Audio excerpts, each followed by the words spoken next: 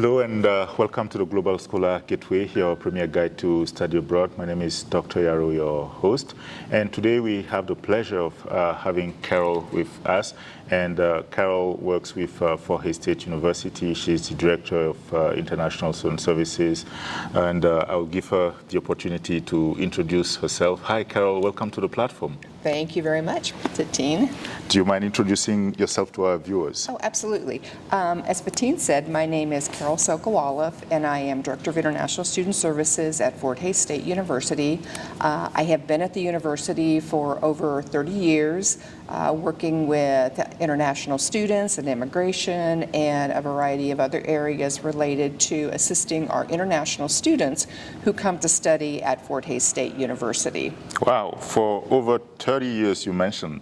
Yes. What is so special about the university in such a way that you have decided to spend a lot of your career here at Fort State University? Well, I'm a Fort Hays alum, and when I started my role in the international office, I kind of worked my way up, and I've just enjoyed every moment of working with students from all over the world, learning about different cultures, and quite honestly, just being able to help them on their journey as they come to campus to get their education, experience the U.S., make sure that they're doing things the correct way, because there's a lot of things that international students are required to do in order to get here and then to stay here. So I really take it personally to be able to help them on that journey to make the most of their time in the U.S. Yeah, and I got the chance to talk to a lot of Fort Hays students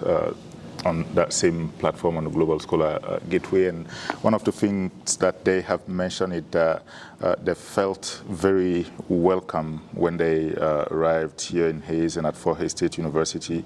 The support system that is in place for international students is very helpful and very much appreciated. So congratulations to you and your team for making our international student population here at Fort Hays feel very much welcome. So today our conversation is going to focus specifically around CPT and OPT.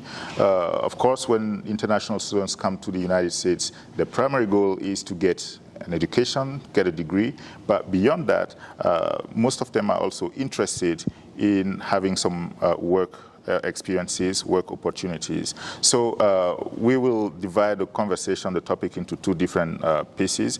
First, we will start talking about CPT, and then in the second component of the conversation, we will focus specifically on OPT. So Carol, do you mind providing some definition of what a CPT is? Right. Well, CPT is Curricular Practical Training.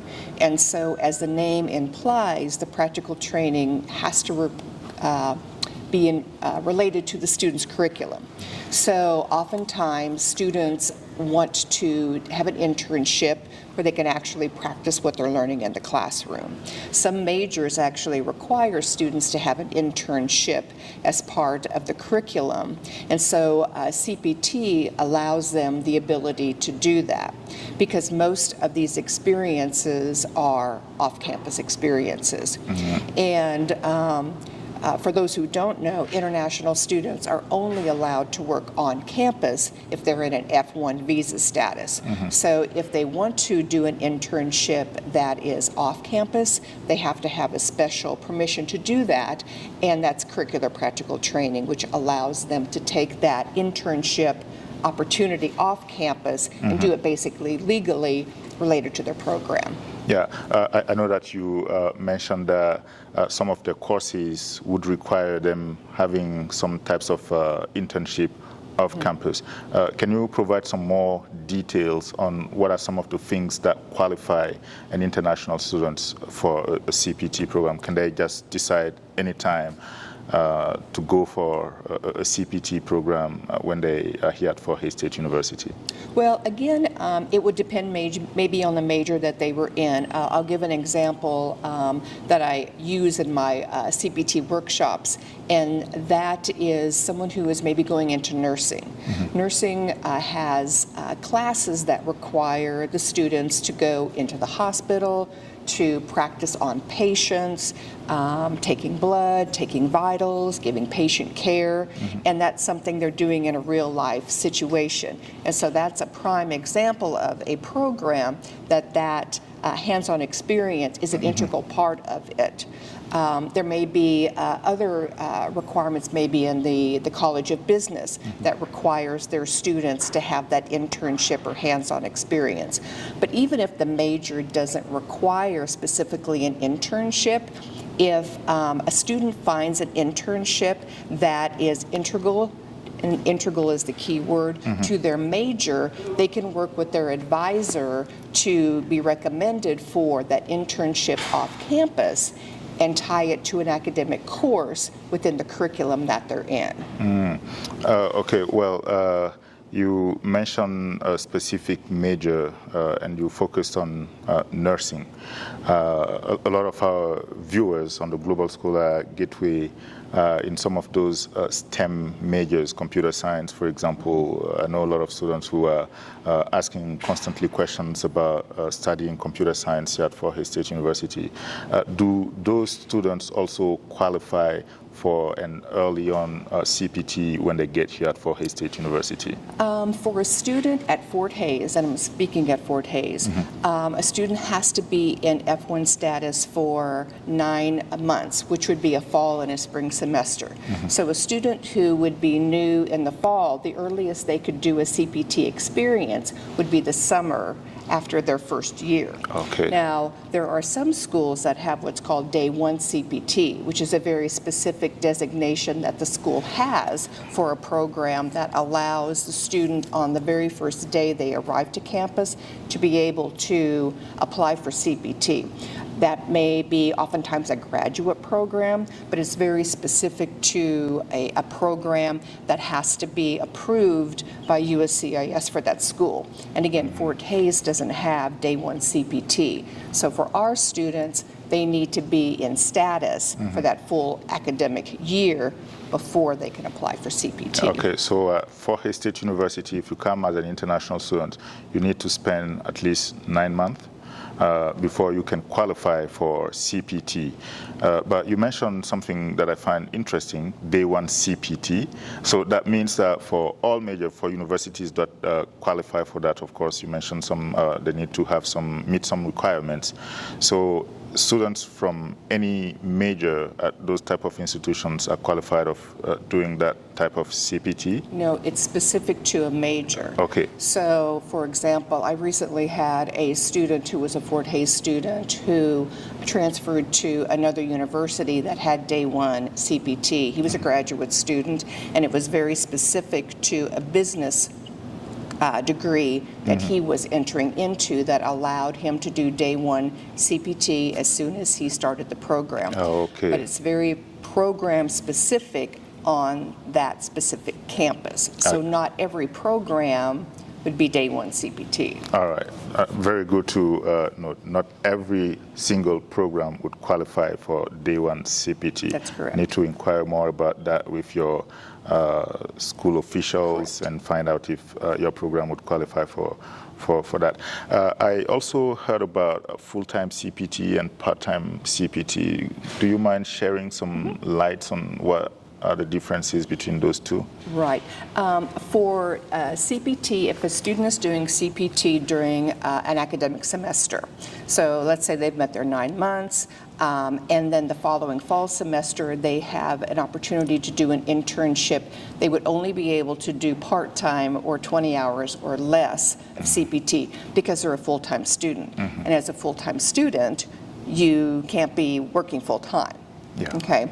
Now, the nice thing about summer is students could be a full-time CPT. So they could do 40 hours during the summer, because summer is what we call kind of an open enrollment period of time. Students aren't required to be enrolled in the summer.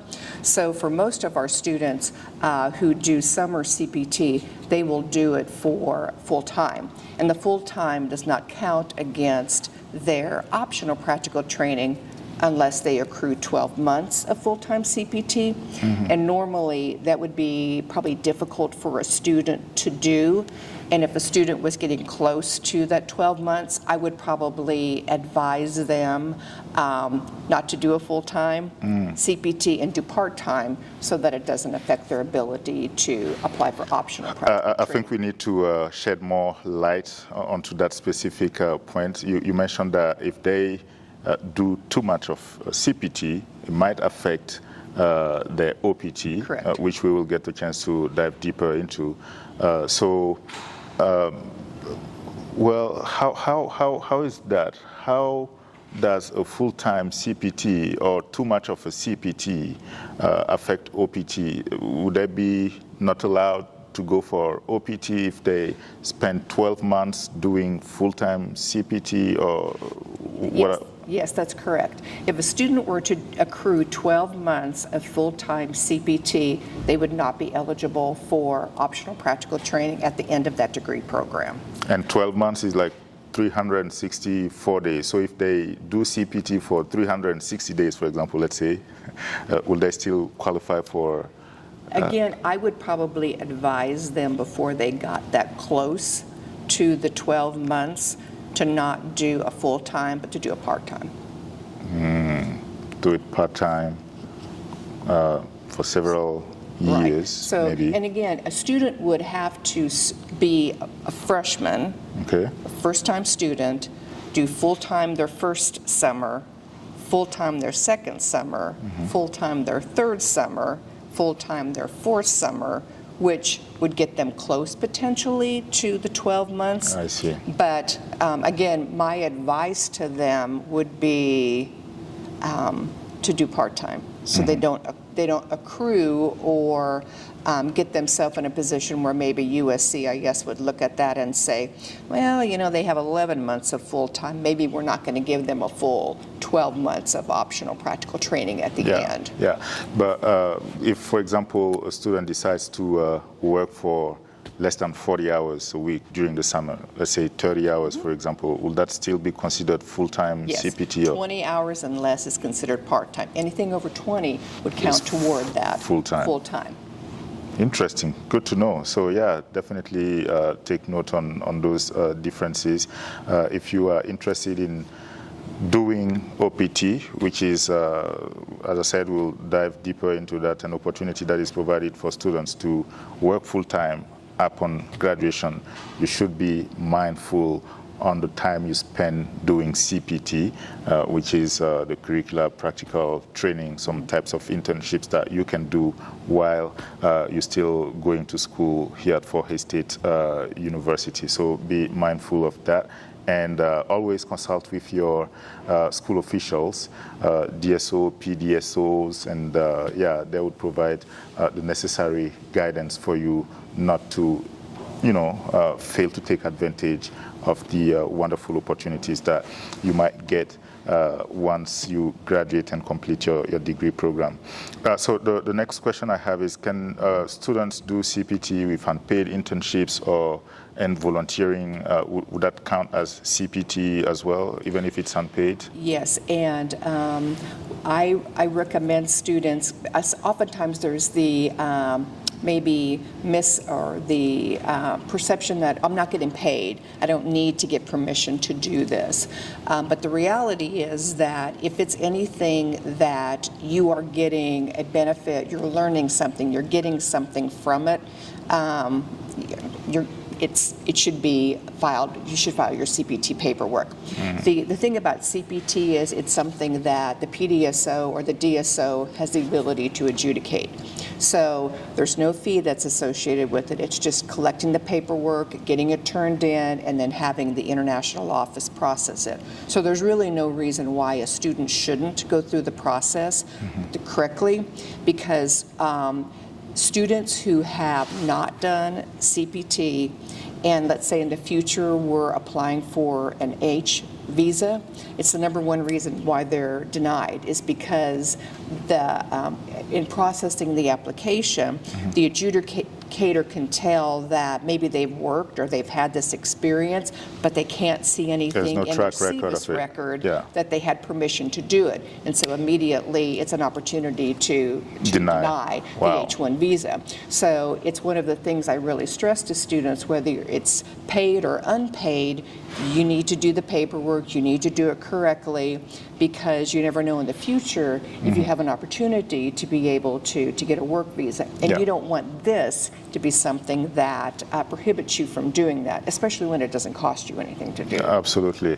And I would say maybe sometimes it's just due to lack of information. Students do not have the right information, and they might think that if they report that they are doing something that is unpaid, it might affect them when they are about to apply for OPT or something of the sort. So if you're watching this video, take note of this. You don't need to pay any fee to apply for CPT. No. Your school officials can issue you the permission to do that.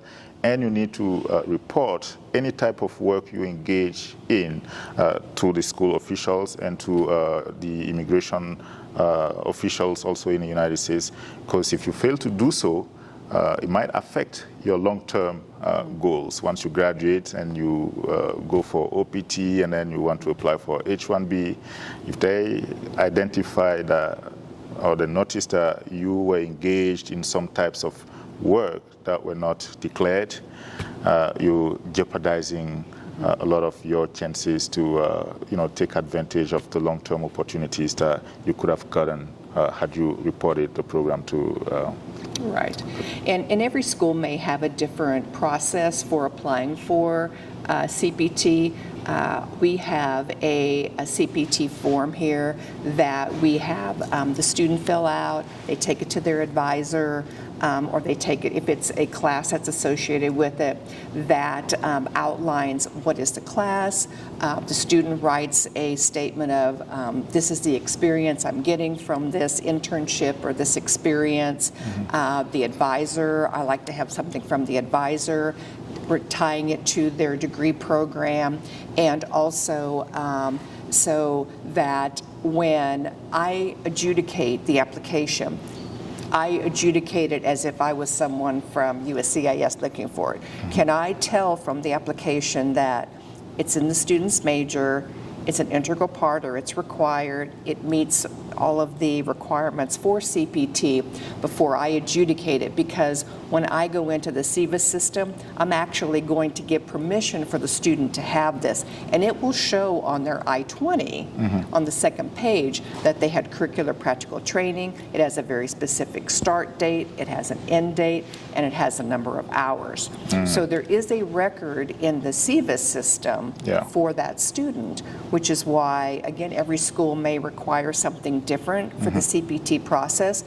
I just want to make sure that if in the future I'm asked or the student is asked to provide documentation of show me how this met the requirement, they can get a copy of that application, and it very clearly shows the class, the content, what the student was doing, where they were doing it at. So it's very clear that it was a legitimate experience for the student. Again, it's just, doing that due diligence so that the student stays in compliance. As I said in the introduction, I spoke with a lot of international students from Fort Hays State University, and a lot of them have mentioned the support system that they have here.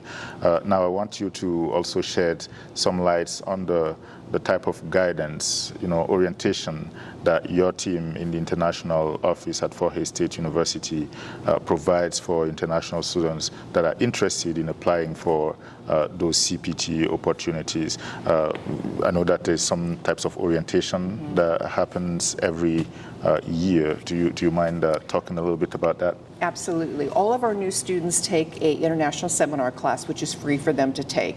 And within that class, I talk about about immigration requirements, I talk about employment, and then I touch on curricular practical training and optional practical training. I also, every semester, offer workshops. So I will have curricular practical training workshops in the fall and in the spring, as well as optional practical training workshops. Also on our website, students can go there and they can get the information as well. The PowerPoint is up there, the forms are on the website, so there's the resources are available to them. I'd like them to come to the workshop because they can hear questions that other students have that maybe they wouldn't have thought of, and we can kind of talk about scenarios. Again, what if I'm not being paid? Do I still have to do this? So that the students can really ask those questions, because again, I would rather they ask questions before than us to try to figure out how to correct something that maybe wasn't done correctly later. Absolutely, yeah. So the resources are out there. It's up to you to take advantage of them if you come to Fort Hays State University.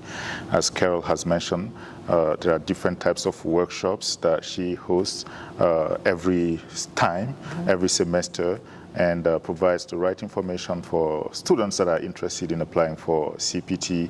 And on the website of the university as well, the international office, you can find some of the slides that provide guidance for you to properly file and get authorization to do CPT here for Hays State University. To our viewers again, if you haven't subscribed to our YouTube channel, please do so. That is going to help us grow, and it will allow us to continue bringing some amazing people just like Carol to share some insights for you to succeed in your academic journey here in the United States. Now we are going to change gear and talk a little bit about OPT. It is a very popular thing among international students that are aware of it. Some unfortunately do not know what it is. And for those individuals who don't know what an OPT is, Carol, do you mind shedding some lights on what an OPT is? Yes. OPT is optional practical training. And what that allows a student to do is to work for a year after they complete their degree in their field of study. The thing about OPT is that a student can apply for OPT at each academic level. So let's say a student gets an associate's degree. They could apply for 12 months of optional practical training at the end of that, and then they get a bachelor's degree. They can apply for another 12 months of optional practical training. Then they go for a master's degree. They can apply for another 12 months of optional practical training, and then if they go for a PhD, they could apply for another 12 months of practical training. Wow. That is interesting. So it's at each educational level. Now you can't jump backwards. So students need to think about that. And once you've used your 12 months, it's done for that level. So if a student is thinking, I'm going to get a bachelor's degree, and maybe I'm going to get a second bachelor's degree, they really need to think about which of those degrees they want to get that experience with. So let me make sure that we all understand exactly what you just spoke about. You said for each level, for example, you come, you get your associate degree, you are allowed to work for 12 months.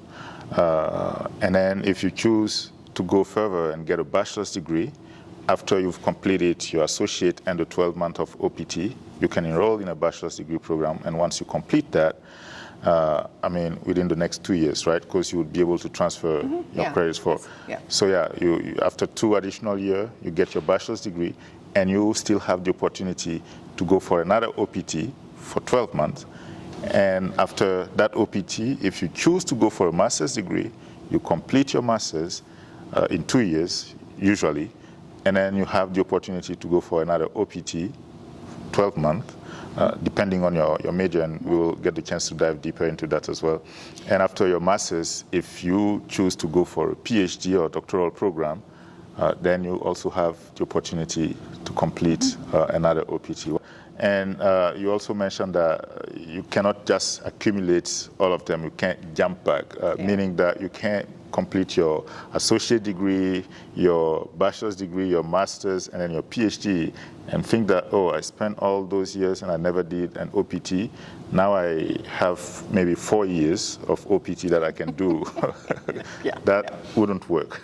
You need to take a break at each level, do the OPT, and then continue for another degree program, and then, okay, that's great.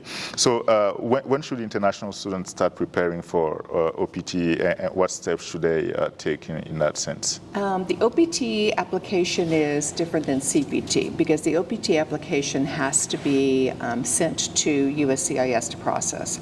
So the students will, 90 days before the end of their program, they can start applying. There's a window before and a window after a student finishes their degree. So 90 days before or 60 days after the degree, the student can apply. Now, we encourage students to apply within that 90-day window because it can take up to 90 days to process OPT, to get their EAD card. So if a student is in their last semester and they're very confident they're going to graduate, they can do their paperwork for the OPT, and it's an online application. And we encourage students to file online. If they paper file, it costs more, ironically, and then you have the whole process of mailing it. So we just advise students to create their portal, do all their documents, and then submit their application online to USCIS. So the 90 days policy before graduation, if I want to simplify it for some of our viewers, a semester in the United States usually lasts 4 months. So first month within your last semester, that's when you should start the application process to meet the 90 days. I'll use Fort Hays for an example. We start in August and our semester ends in December. Typically the 90-day window is in October. There's the date in October. And when I do my workshop, I will show a little graph that shows the 90 days before and the 60 days after to give students a visual of the time frame that they have to file. Now, the reason when I'm talking to the students about if you file early, and let's say you fail a class and you don't graduate. And that happens, unfortunately. It does happen. Then you have to cancel your application and you lose your application fee because there is a fee. Non-refundable. Yeah, it's non-refundable. So I always want to make sure that students are confident. Right. And actually there's an application process that we have as well, or a process for students to go through. Again, every university may do something different, but it's kind of a checklist of the things the students need to do. And 2 of the forms are, again, having their advisor sign off on the form to say, these are the classes the student needs to meet their degree program, and yes, we're on track to do that. The graduate students need to have the graduate school sign off on their degrees because sometimes they may have an incomplete or they have comprehensive exams which are integral to graduating. And so we want to make sure that the student understands exactly where they are in terms of graduation. And then we also have them do a grade check, because that gives us an idea of, if we're at the October mid-semester point and they're doing well, we're pretty confident that they're going to be on track to graduate. If they're not doing well and there's a certain GPA they need, I may advise a student to wait until they're sure that they're going to meet that requirement before they submit their application, so they don't lose their money. You also talked about the 60-day after graduation, and you mentioned that on the website of the university, Fort Hays State University, you have a slide that covers all of those details. So please visit the website also of the university to learn more about those dates when you can start submitting or preparing for your application before graduation or after graduation. And you also mentioned some people that need to sign off on some documents, the advisors. And I've had that question from some students. What if a student has some types of conflicts with their academic advisors, and can that advisor refuse to sign the document? And if that's the case, what should the student do? Well, if the advisor is refusing to sign the document, there may be a reason why. The student can always go to the registrar's office if they're an undergraduate student and ask their degree analyst to look at the classes they've taken and to make sure that they're on track. So they could sign off on the form as well. Again, academic advisors are here to guide students in regards to what classes are needed to complete a degree, what grade point averages are needed to complete a degree. And sometimes I think students are a little bit confused that they have to have a major GPA, a cumulative GPA, and then a Fort Hays GPA. And so if all of those at the undergraduate level are not at a 2.0, the student's not going to graduate. Yeah. So we try to be very conscientious about, again, working with the students, and that's why we do our OPT workshop earlier than the CPT workshop, so that we can have those conversations with students in regards to how are you doing in your classes? Did you know that you have to have these GPAs to graduate? Yeah. And are you going to meet that requirement? Yeah, let's talk a little bit more about those OPT workshops that you just mentioned. What are some of the things that you cover, and beyond the workshops, what type of support do you provide as an institution to those international students that are interested in taking advantage of the OPT? Do you help them file for the forms? Do you provide guidance so that we make sure that they submit everything correctly and get the opportunity? Right. Yeah, we will go through what the application is. I will talk about the time frame. I talk about what optional practical training is. I talk about that once you file your application, you cannot start work until you get the EAD card. Because just because you filed the application doesn't give you the permission. You have to have that card. EAD stands for Employment Authorization Document. Yeah. So it's a card that has the student's picture on it, and it has the start and the end date that they're granted the ability to work in their OPT. Okay. And again, that's something that USCIS produces and sends to the student. So we talk through the process. We talk about the resources in regards to, there's some nice videos out there that talk about setting your portal up, what you need to do in order to complete forms. We have kind of a step-by-step, this is what you need to complete in this line, etc., because the I-765, which is used to apply for OPT, is used for a variety of other requests and applications to USCIS. So it's very important that the students use the correct code for optional practical training so that the adjudicating officer knows what they're applying for. So we provide them what that code is to put in their form so that it's correct in the system. Wow. We talk to them about making sure that you put an accurate address in, because if you put an address in and you move and you forward your mail, your EAD card will not be forwarded. It will go back to UICS in this huge room with all other mail, and it's a very big hassle. But you have to apply again. Wow. So a lot of times we will recommend students put our address, office address, because we're in the office 12 months out of the year. Then once the card comes to us, we contact the student and we get the card to them. Oh, wow. That is amazing. See how kind of support system is available here. Now I understand why a lot of international students are always praising the institution. They're happy to be here. Some have graduated with their undergraduate and they've come back to complete a master's degree, and they've brought some of their friends. They're recruiting literally for the institution, and this is thanks to the support system that you have made available for the international student population here at Fort Hays State University. So if you're watching and you are interested in studying in the United States, I would definitely encourage you to consider Fort Hays State University.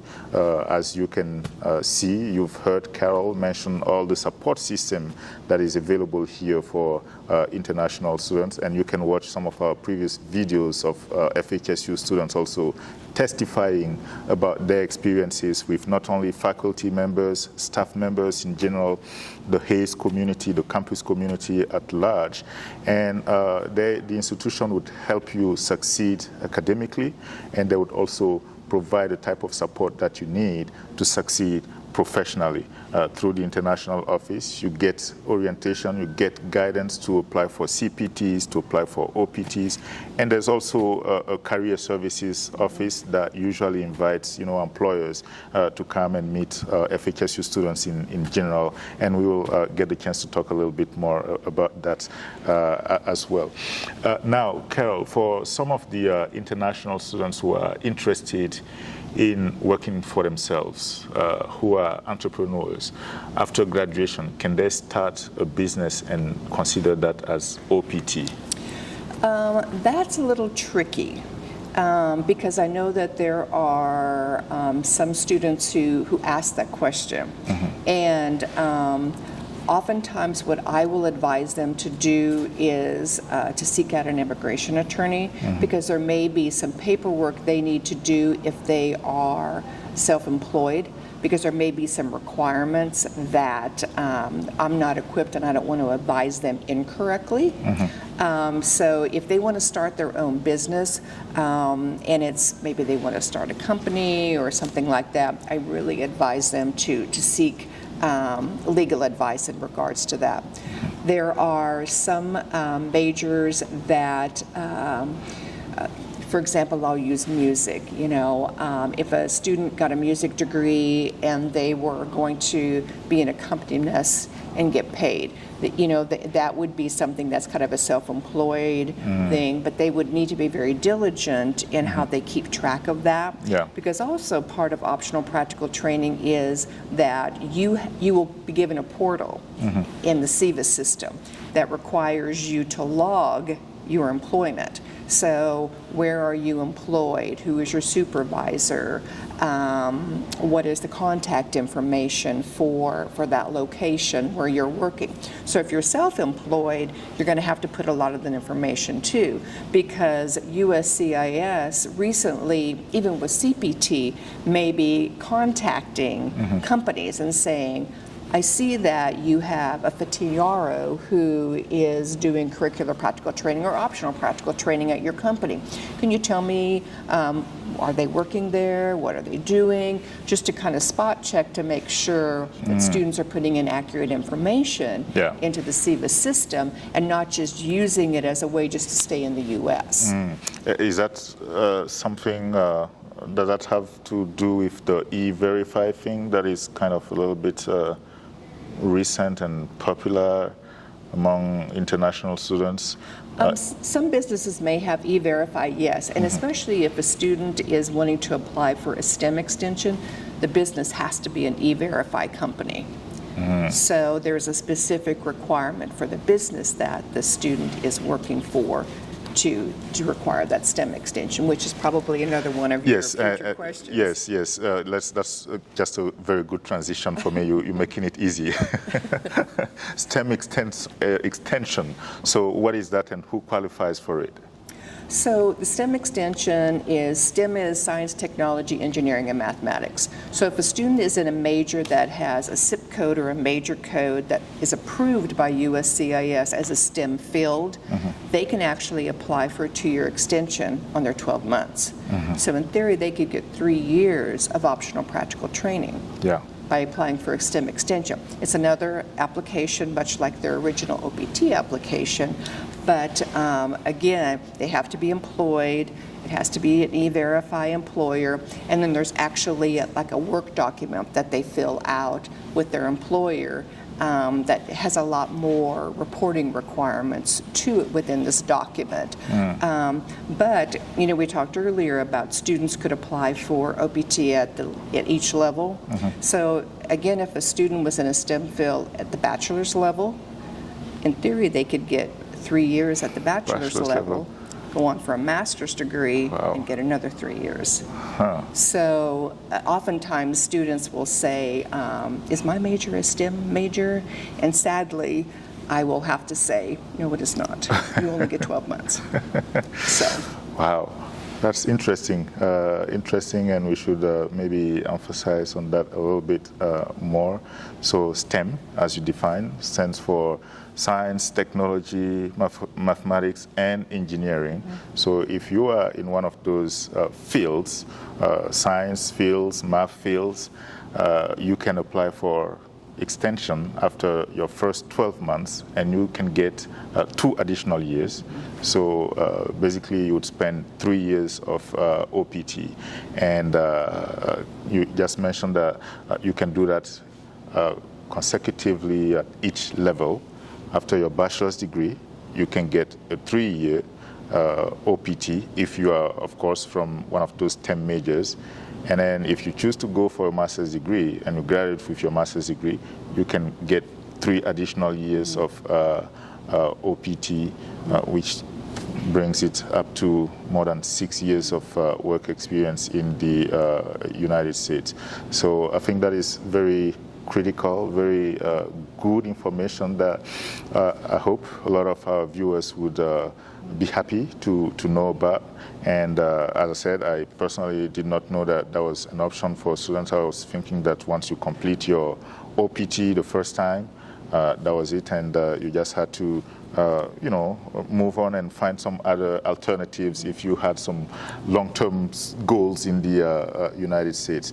So what happens if an OPT application is denied? Again, if USCIS denies an OPT application, generally they will let the student know why they were denied. Sometimes it's because maybe something in their application wasn't correct. Maybe they didn't submit a photo that was correct because they have specific guidelines. It has to be within the past 30 days. Wow. And so sometimes students will bring photos with them. So if the photo is, let's say, the same photo that's on their visa, it's pretty evident that it wasn't within the last 30 days. And so it may be that the adjudicator sends it back to the student and says, you need to update your photo and resubmit, or they may deny. Sometimes because when a student applies for OPT, again, there's paperwork they do, they turn it into our office. I create an I-20, again, that's an OPT endorsed I-20. So that I-20 has to be submitted as part of their OPT application. And when I create the I-20, there's a 30-day window that the student needs to submit their application. So if they don't submit it right away, and they wait, so I'll give an example. A student turns their application in October, the beginning of the 90 days. But they hold on to it until December. The I-20 is past 30 days. If they submit that I-20, it'll be denied because it's outside that window. If the student realizes that they've not filed it within that 30 days, they can contact me and I can create a new I-20 for them. So again, those are some of the things we talk about in the workshop, is make sure that you're going to graduate, that you file your application once you turn your, get your I-20, you pay the fee, you do everything that's on the checklist. So when you hit submit, the file is complete to send into USCIS. So that may be a reason why a student is denied, or there may be something else that USCIS has found or looked for. Now with some of the new visa requirements, they're doing a lot more checking, and so maybe depending on how much checking the field offices are doing, and I've not heard of that, but that may be a reason also that a student is denied.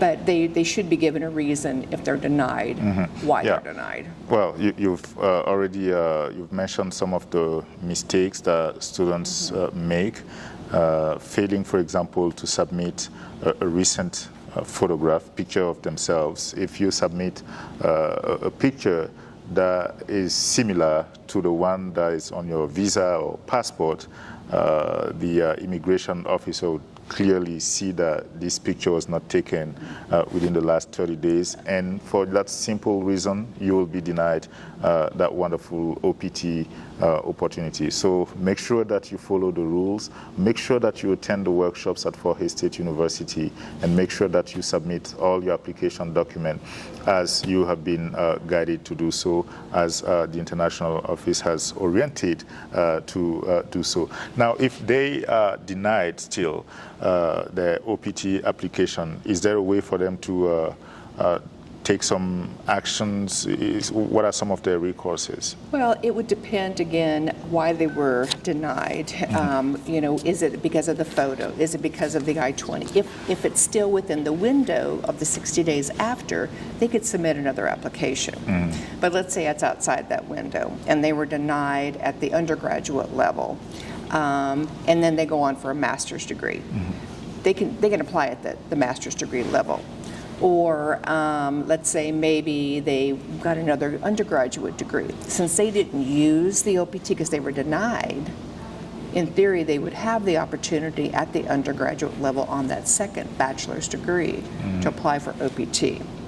So that's why it's important for students to let us know and to communicate with us and to check their emails, because that's how USCIS is going to communicate with them, is either via email or they may have like a text messaging option that they can also request. So it's just so important that students are diligent after they file their application, that they're checking regularly to make sure if they're getting communication and they're asked to do something, that they do it, and if they're not sure, that they ask us so we can help them to figure out what it is that they've not done or they need to do.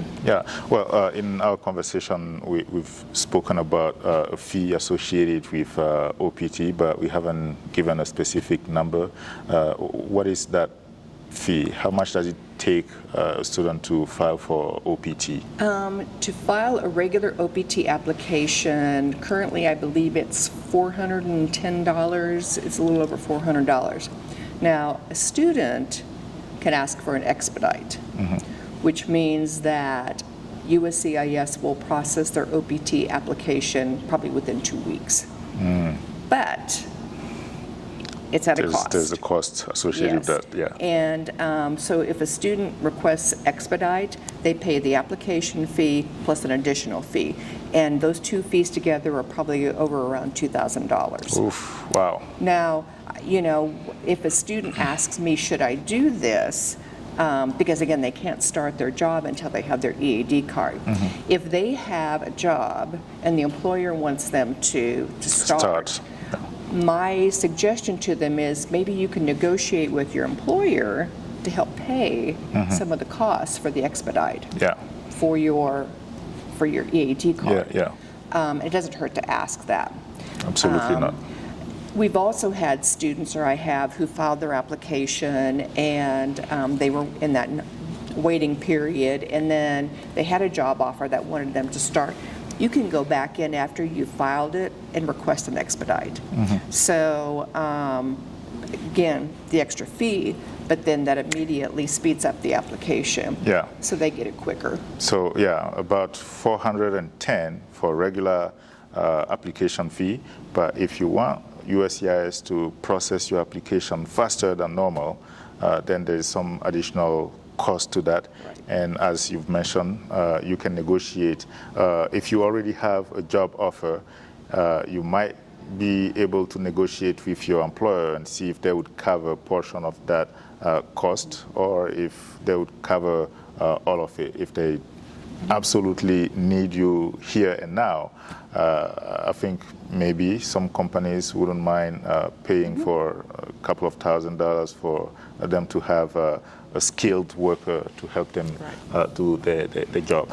We're getting close to the end of our conversation, and talking about employers, what is also common in the literature about international students working in the United States is that a lot of employers do not know that they can hire international students, or are scared of hiring international students. What would be your message for those American employers who do not know that they can hire employers, and if they want to do so, what are some of the steps that you would advise them to take? Yeah, I think you're right. I think it's getting better about the knowledge of hiring someone who's not a U.S. citizen. Our Career Services office here actually created a handout or a book that they provide or give to employers to kind of explain to them the curricular practical training, optional practical training, how you can actually hire someone who's not a U.S. citizen. There are some employment platforms. We've talked about Going Global and the platform that you've looked at, that students can actually search for employers who are what we call international friendly, who have sponsored students for H visas. Yeah. And so I think sometimes it's a matter of if a student is interviewing with a business or a company, maybe even doing a little education on their own in regards to, yes, I'm an international student, but I can work in this field on curricular practical training. I could do an internship, or I could do optional practical training, or they can even refer them to our office to talk to us about, what are my responsibilities as an employer, and how can I employ someone who's not a U.S. citizen. So there's opportunities through, again, our Career Services office. We're happy to have those conversations if there's a question with an employer, because, again, we want to make sure that the employer is comfortable with what they're doing, and that, again, they're not putting the student in a position that is going to get them in trouble, the student and the employer. Absolutely. So if you are a student and you were lucky to find a company in the United States that is considering hiring you, but they don't know how to go about it, they are scared, they don't have the right information, you can refer them to Fort Hays State Career Services, or they can also meet with the international office at Fort Hays State University, and they will be happy to provide the right information to both you, the student, and also to the employer. That will be all for our conversation today. And again, if you haven't subscribed to the YouTube channel yet, please do so. And this will continue, help us continue bringing some amazing people to share some insights with you regarding studying in the United States. Carol, thank you so much for your time. You're welcome.